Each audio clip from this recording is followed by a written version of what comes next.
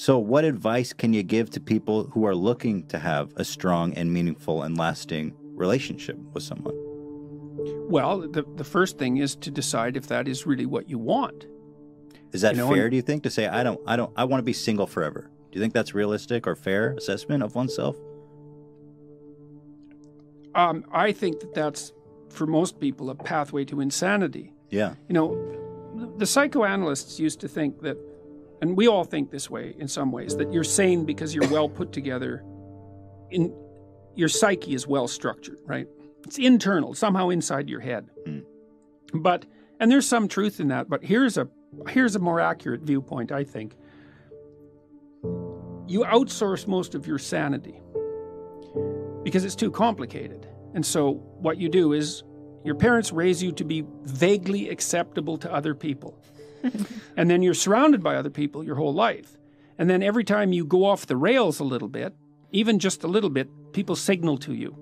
Like you make a joke, it's not that funny, and people don't laugh. And you think, oh, well, you know, I should probably rethink my sense of humor a little bit or pay more attention. Or you tell a rambling story and you notice that everyone's like lost in the distance. And so if you're civilized enough so that people don't shun you and you have people around you, then they're going to be always telling you how to not be too insane. Well, if you're alone, you drift. You drift, you know, and you'll drift in the direction of your biggest weakness. And so, you know, there are some people, maybe they're introverted and disagreeable. They're not cut out for a lot of social contact. But we're social animals, man, right to the core. And it's a suboptimal solution for the vast majority of people. I think that people are having a harder time finding, like, let's call them more permanent relationships, is because it's become increasingly easy to have fleeting, casual sexual relationships. I mean, Tinder is a revolution, right? It's a revolution in sexual behavior, and it's certainly not obvious that it's is it a social thing? Is it just technology? Is this what people want to be doing?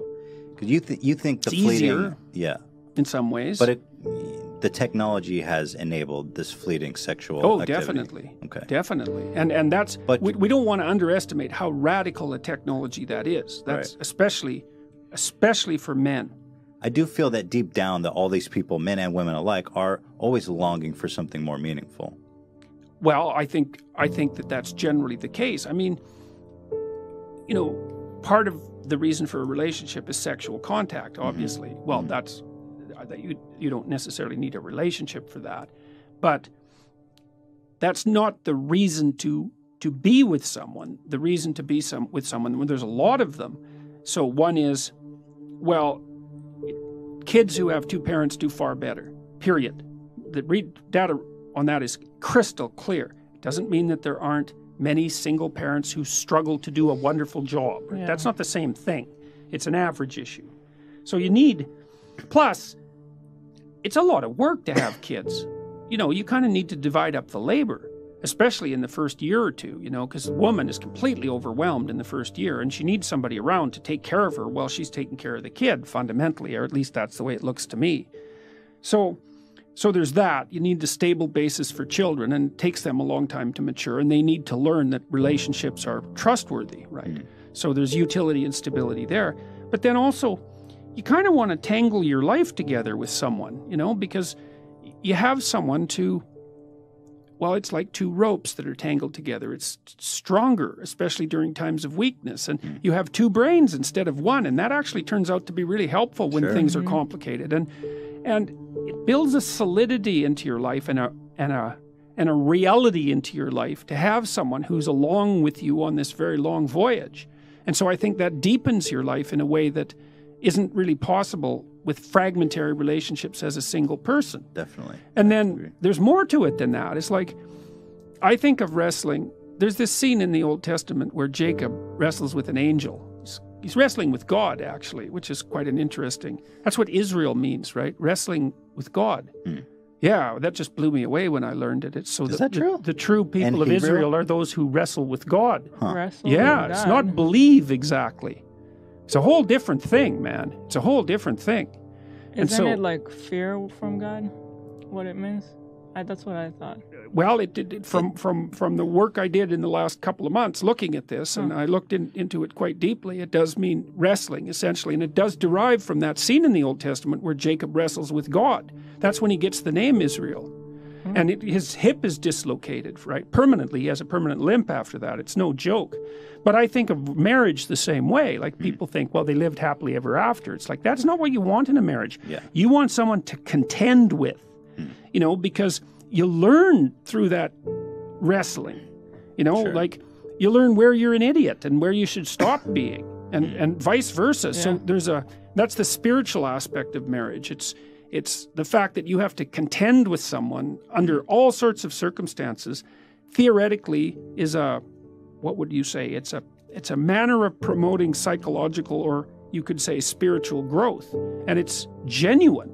You know, that's why marriage is a sacrament in most human communities, right? It's stamped both by the state and by the sacred authorities, because it's not just a physiological union. That's what animals do. And I mean, there's nothing wrong with the physiological union, but it has to be placed in the context of everything else a human being is. And I do think it's dreadful for people not to have that. And do you think it's become harder for people to have meaningful, lasting relationships, or has it always been this hard? I feel like I thank God that I'm not dating now, because I feel like it seems like it's miserable out there right now. Well, it's to hard. Try to meet people. It is hard although, you know, it's easier to meet people because there's more ways of meeting them. Right. But the ways of meeting them are more shallow. In my clinical practice, I would say that the rise of the internet dating option has actually overall been good for people who are looking for a partner. Now, there is some speculation and some evidence that it lowers the transaction price of separation and divorce. You know, because one of the reasons you don't separate or you don't get divorced is like, well, are you going to find someone else? And if it's easier to find someone else, then perhaps you're more tempted to sever the relationship. So maybe you lose in one place where you gain in the other. But I think there are different kinds of hard that it is. You know, it's hard for couples to figure out how to manage two careers. It's hard for women to figure out how to get educated and get their career launched at the same time that they're finding a partner and having kids. Because women have this tight time frame, you know. I mean, they've got to get a lot done by the time they're mid-30s for sure. And so it's not much time, you know. It's like 15 years really from the time you're an adult. You better get at it. It's not very long. So I think there are new challenges that have arisen that weren't there for previous generations. But previous generations had it hard in other ways. That's very true, yeah. Like dying they at died. 50. Yeah. Or in childbirth, for example. I feel like people also need to like understand how to make a relationship work. Like it's not just magic. You need to kind of put in the work to make it work. It's hard. You need to put in effort and compromise a lot of times on, like if you live by yourself, you can do everything the way you would want. Yeah. If you live with someone else, then there's compromises to make. Yes. But in the long picture, it's better for you. Well, that's it. That's it. There's sacrifices to be made in the short term. Yeah. You know, and I mean, people have to. The effort issue is like, well, when you're in love with someone, you're going to organize your schedule and make them a priority. And, you know, that's in some ways a fleeting state, although it's not necessarily as fleeting as people think it is, but whatever. It's obviously a priority. And then you get married and, you know, you kind of get accustomed to having each other around, and then everything else is more important and the relationship drifts to the bottom. And then people get dissatisfied and they start looking for excitement and adventure otherwise. Well, you can't do that. You have to prioritize the relationship. Like my observation clinically has been for a couple to maintain their relationship without it deteriorating, they have to spend 90 minutes a week together talking about their lives, about how the house is run, about what they've all been doing to keep their stories caught up, right? That's not really even that much. No, it's not. It's not.